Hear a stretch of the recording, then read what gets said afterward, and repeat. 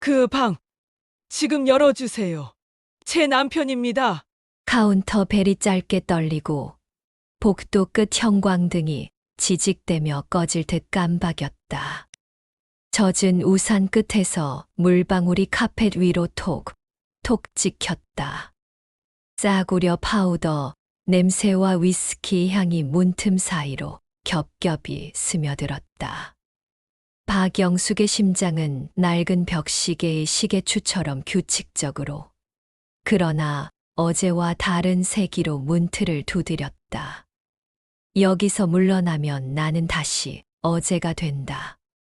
손에 쥔 차가운 금속 열쇠가 손바닥을 파고들었다. 문을 여는 순간 30해의 말이 부서지고 내 두 번째 인생이 시작된다. 그녀는 숨을 고르고 고개를 들었다. 그리고 이야기는 그 밤에서 석 달 전으로 거슬러 간다. Part 1. 경기 의정부 서부역과 전통시장 사이 철길 진동이 낮게 깔리는 다세대 4층. 박영수, 62. 오래 쓴 알루미늄 냄비가 반짝거렸고 베란다 빨랫대에 걸린 면내복은 건조대 위에서 포근하게 말랐다. 남편 오상철, 60. 한울건설 현장 관리로 평생을 보냈다. 비 오는 날이면 무릎이 쑤셔서 잔기침이 늘었고 봄이면 축농증 때문에 코를 훌쩍였다. 아들 오지훈 35. 분당 신혼집에서 아내 진아와 딸 지아와 산다. 그 수요일 저녁 기상캐스터가 때 일은 한 끼를 말하던 시각. 된장찌개에 마늘 한 톨을 더 빻아 넣던 영숙 앞에서 상철이 의자를 끌며 무심히 말했다. 여보, 다음 주 토요일 초등 동창 모임 있대. 갔다 올게. 쨍 젓가락이 그릇을 건드리며 울렸다. 갑자기 동창, 그쪽은 연락 끊은 지가 언젠데. 어제 길에서 최기석 만났어. 짝꿍. 번호 주고받았지. 애들이 모인다네. 말투는 태연했지만 눈빛은 갈대처럼 옆을 흘렀다. 영숙은 물컵을 들었다. 내려놓았다. 그래, 다녀와. 친구 만나는 걸 내가 막을 순 없지. 겉으론 담담했지만 마음은 황사 낀 하늘처럼 한순간에 흐려졌다.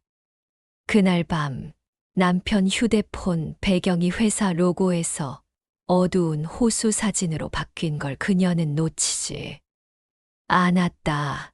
사소한 변화들이 하나의 문장을 예고할 때가 있다. 토요일 이후 집 공기가 달라졌다.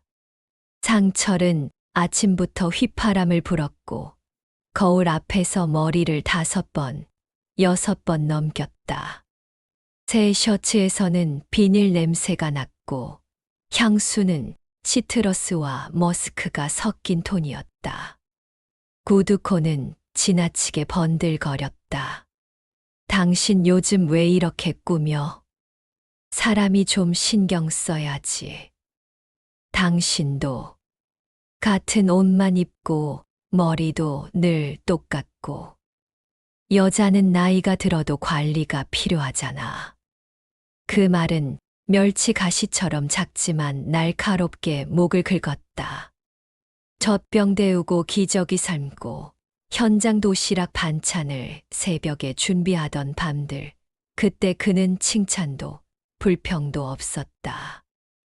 그런데 왜 지금 관리라는 단어가 집안을 가르는 칼처럼 들이밀리나. 다음 날 아침 욕실 물줄기가 세차게 떨어지는 동안 테이블 위 휴대폰 알림이 깜빡였다. 윤서현, 오늘 좋았어요. 다음에 또. 손끝이 전기가 닿은 듯 찌릿했다. 아직은 확신하지 마. 증거가 필요해. 그녀는 숨을 길게 내쉬었다.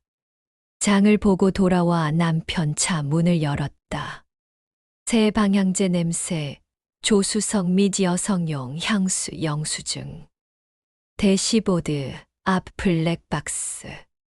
버튼을 누르자 회색 도로가 떴다.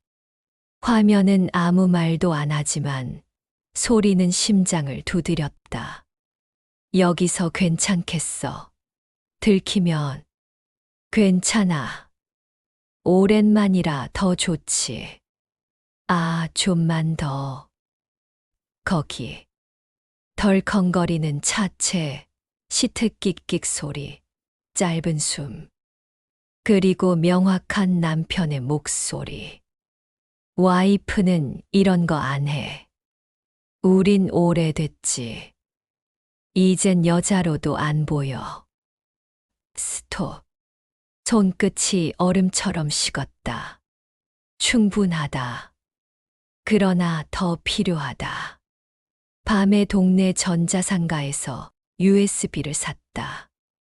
1카 라디오. 임프3 이모탈 비디오. 인사 파일 이름까지 정갈하게 붙였다. 감정은 나중, 기록이 먼저였다. 며칠 후 토요일, 검은 모자와 선글라스, 집업과 운동화. 카페 소담 창가에서 고깃집 유리창을 바라봤다. 남편 옆 여자는 윤서현. 50대 후반, 윤기 나는 단발, 작은 진주 귀걸이, 연습된 미소. 옆자리 남자가 농담을 던지면 그녀는 어깨를 기울여 웃었고 상철의 눈빛은 철판 위 기름처럼 번들거렸다. 1시간 뒤 무리가 흩어졌고 두 사람만 따로 빠져나왔다. 주차장. 상철은 윤서현의 허리에 손을 올렸다. 영숙은 택시 문을 잡으며 말했다. 저 검은 차, 너무 가깝지 않게 따라가 주세요. 의정부 외곽, MOTL, 붉은 네온이 비에 번졌다. 프런트. 방금 들어간 남자 제 남편이에요. 도와주세요. 젊은 직원은 난감했지만 결국 열쇠를 들었다. 복도의 눅눅한 카펫이 발 아래서 푹신한 소리를 냈다.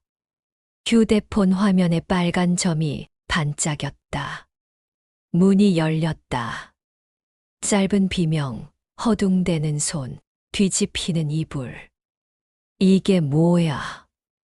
영숙의 목소리는 낮고 깊었다. 상철은 무릎을 꿇었다. 오해야. 내가 미쳤었어. 윤서현은 팔짱을 낀 채 담담했다. 전 이혼하신 줄 알았어요. 30년을 같이 산 남자가 당신 말 한 줄로 갑자기 이혼남이 돼요? 서현이는 몰랐어. 그 말의 마지막 체온이 꺼졌다. 지금도 그쪽 편이야. 촬영은 멈추지 않았다. 증거는 차갑고 또렷해야 한다. 울음은 사치였다. 집에 돌아오자 캐리어를 꺼냈다. 셔츠를 둘둘 말아 넣고 바지를 접고 벨트를 둥글게 말았다. 양복 호주머니에서 동전이 짤그랑 울렸다. 도어락 빛과 함께 30해의 문도 닫혔다. 복도 센서등이 켜졌다 꺼졌다. 고요 속에서 빈자리들이 동시에 울었다. 그날 밤 베란다 난간에 걸터앉아 숨을 길게 내쉬었다. 겨울 공기가 폐를 시원하게 훑었다. 울지 말자. 움직이자. 다음 날 여동생 박미정에게 전화.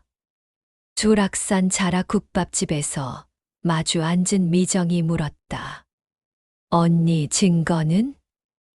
USB에 다 있어. 잘했어. 이제 감정만큼 서류도 챙겨. 미정의 손등이 언니의 손등을 덮었다. 오래된 체온이 전해졌다. 변호사 사무실. 판례집이 가지런했고 변호사 목소리는 담백했다. 혼인 파탄 책임 명확합니다. 위자료 청구 가능합니다. 재산 분할은 이렇게. 얼마나요? 통상 1,000만 3천만 원. 상대 사정 따라 조정. 소장을 접수한 밤 남편이 보냈다. 서현이가 합의 원한대 1,000만 원 줄 거래. 여기서 그만하자. 창문을 열자 겨울바람이 커튼을 흔들었다. 금액은 내가 정한다. 해오름 컨트리클럽 라운지. 윤서현은 메이크업을 줄인 얼굴로 앉아 있었다. 1,000만 원 현금으로. 제 사정도 좀 봐주세요. 변호사는 고개를 끄덕였다. 현실은 셈으로 완성된다. 영숙은 조건을 적었다. 향후 일체 연락금지 공개 사과문 제출. 서명, 도장, 봉투. 라운지 밖 골프카트가 지나가며 삑 신호를 냈다. 일주일 뒤 백화점 에스컬레이터 맞은편에서 윤서현이 30 즈음 남자와 팔짱을 끼고 내려왔다. 눈이 마주치자 잠깐 굳더니 곧 불쌍하네라는 표정으로 스쳤다. 심장은 차분했다. 나는 불쌍하지 않다. 너는 아직 덜 배웠을 뿐. 그날 밤 남편이 옷 가지러 왔다. 손을 씻으러 간 사이 탁자 위 휴대폰. 비밀번호는 결혼기념일. 메시지 창에는 윤서현. 윤 돈 잘 받았어. 고마워. 미안했어. 상 내가 책임질게. 좀만 조용히. 윤 잠잠해지면 보자. 상 보고 싶다. 합의금에 출처 남편의 돈. 바닥 아래 또 바닥이 있다는 걸 알자 얼굴은 오히려 고요해졌다. 그녀는 폰을 덮고 부엌 불을 껐다. 불필요한 불빛은 삶을 흐린다. 다음 날 변호사에게 말했다. 이혼 진행해 주세요. 혼인 파탄, 위자료, 재산 분할, 퇴직금 항목마다 도장이 차례로 찍혔다. 아드님께 먼저 말씀드리죠. 맞다. 말해야 한다. 지훈에게 전화를 걸어 모든 걸 말했다. 모텔, USB, 합의, 그리고 남편의 송금. 긴 침묵 뒤 아들이 답했다. 엄마, 저는 엄마 편이에요. 내일 갈게요. 다음 날 지훈은 케이크와 꽃을 들고 왔다. 손녀 지아가 할머니 하고 매달렸다. 작은 체온이 가슴에 들이치자 눈물이 차올랐지만 오래 울지 않았다. 울음은 통과의식, 머무는 곳이 아니었다. 법원은 차갑고 공정했다. 판사 목소리는 담백했고 남편은 고개를 숙였고 변호사는 필요한 말만 했다. 도장 소리가 짧게 울렸다. 주민등록 등본에 이혼 두 글자가 선명했다. 창문을 열자 겨울빛이 바닥으로 길게 스며들었다. 끝과 시작이 닮았다는 걸 늦게 배웠다. 이혼 후 첫 주말, 지훈 가족이 식탁을 채웠다. 며느리 진아가 말했다. 어머니, 문화센터 실버요가 같이 다녀요. 그래. 안 하던 걸 해보자.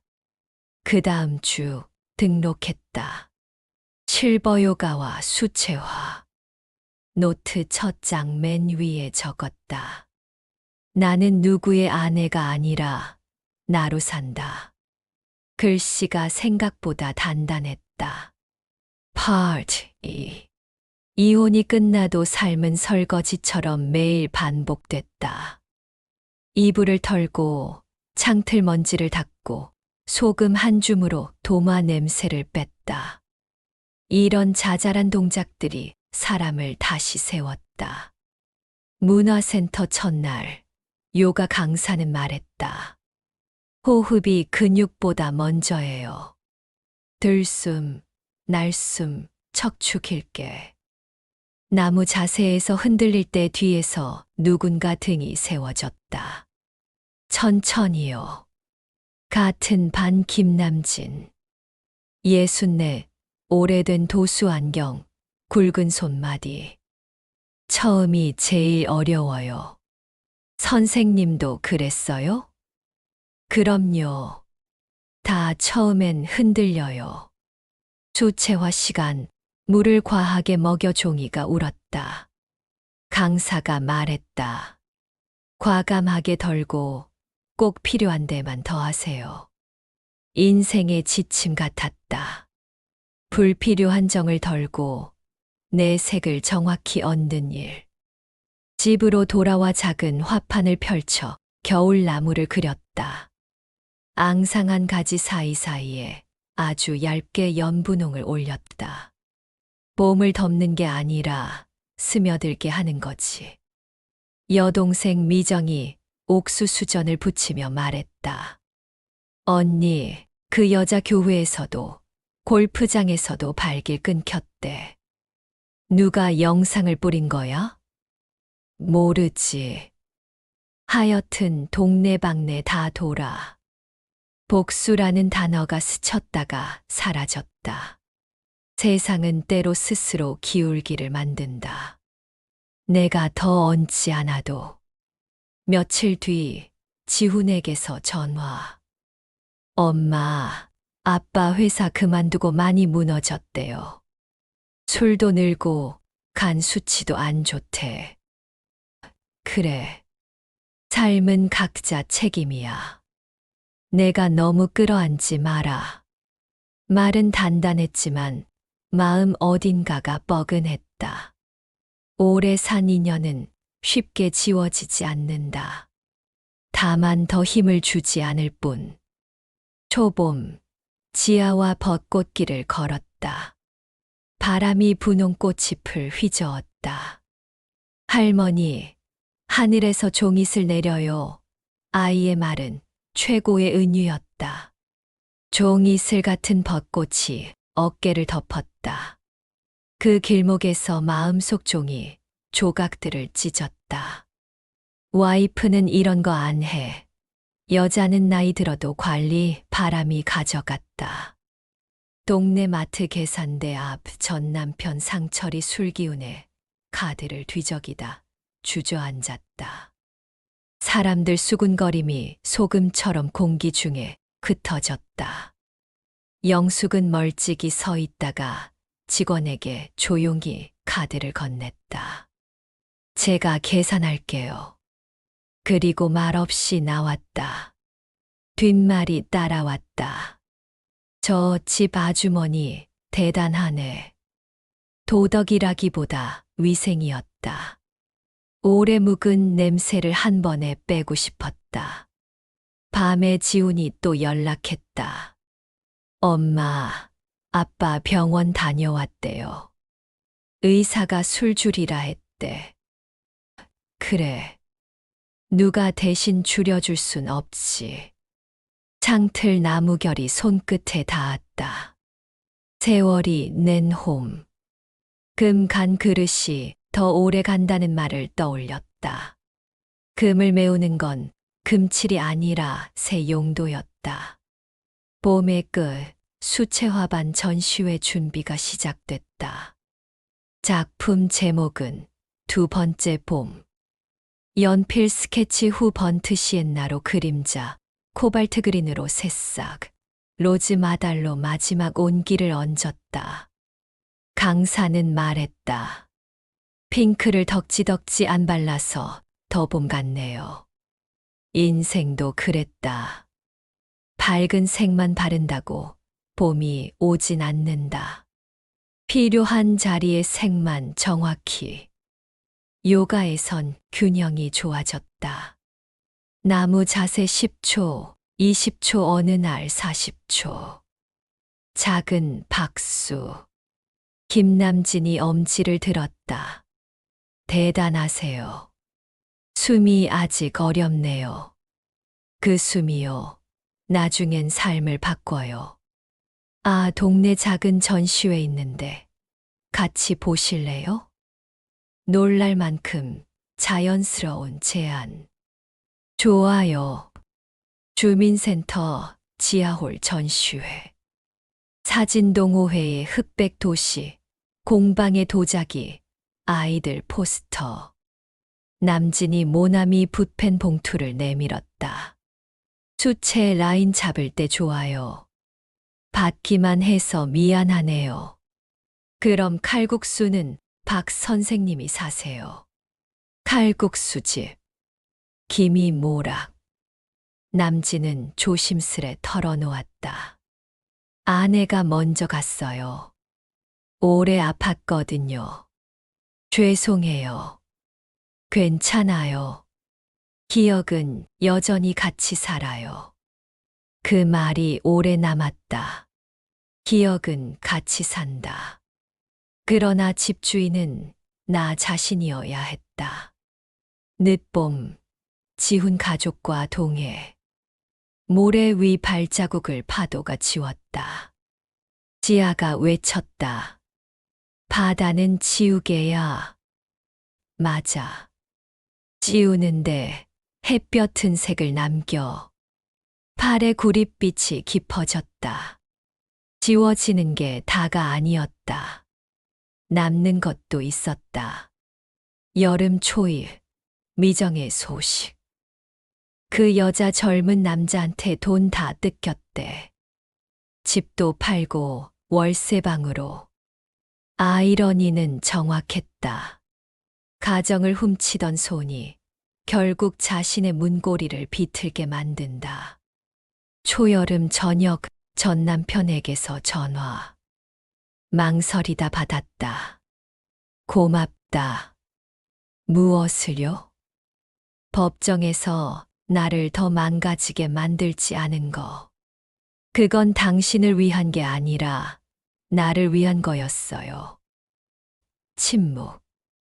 그러게. 그 한마디로 충분했다. 과거는 슬그머니 현재로 들어오지만 더 이상 주인공 자리는 차지하지 못한다. 전시회 날, 작은 명패에 박영숙 두 번째 봉이 적혔다. 중년 부부가 그림 앞에서 속삭였다. 겨울인데 봄 냄새가 나네. 한 걸음 뒤에서 미소 지었다. 내 안에 지금 봄이 왔다. 그 무렵 요양원 봉사 전화가 왔다. 어르신 대상 미술 체험 도와주실 수 있나요? 네. 작은 망설임 뒤에 고개를 끄덕였다. 긴 강당에서 종이컵과 팔레트를 나눠주며 손이 떨려 서니 파도치는 할머니에게 말했다. 선이 흔들려야 물이 더 반짝여요. 돌아오는 버스에서 창밖으로 기울어진 햇빛을 보며 생각했다. 나도 흔들렸고 그래서 지금 반짝인다. 가을이 오자 요가실 바닥이 차가워졌다. 매트 위에서 눈을 감고 들숨과 날숨을 따라가니 마음속 소음이 낮아졌다. 냉장고 모터 소리, 아랫집 아이 발소리, 멀리서 다가오는 구급차 소리. 예전엔 죄책감과 모욕의 소리에 눌려 아무것도 못 들었다. 이제는 가늘고 정확한 소리들이 들렸다. 어느 토요일 동네 마트 입구에서 전 남편을 마주쳤다. 야윈 얼굴, 구겨진 점퍼, 손등에 핏줄. 영수가 잠깐만. 카페 구석. 종이컵 커피 김이 희미했다. 미안하다. 내가 그때 눈이 멀었어. 누구나 실수해. 다만 누구나 책임지진 않아. 그는 고개를 떨궜다. 서현이한테도 결국 버림받았어. 돈도 체면도 남은 게 없네. 남은 게 없으면 남을 만들면 돼. 그는 눈을 들어 그녀를 보았다.